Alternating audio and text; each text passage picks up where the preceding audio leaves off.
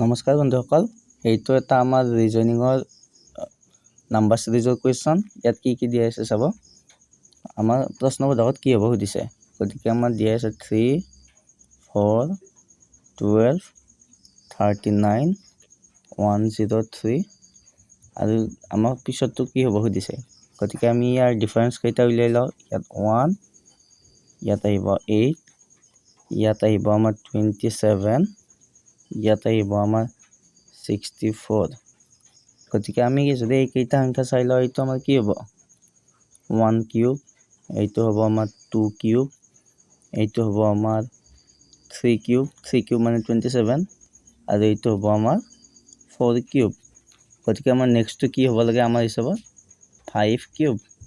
5 cube মানে আমাৰ কিমান 125। 5 5 গুণ 25, 25 5 গুণ 125। গতিকে আমি যদি এইটোৰ লগত 125 যোগ কৰোঁ আমাৰ কি হ'ব 5 3 8, 2 1 1 2।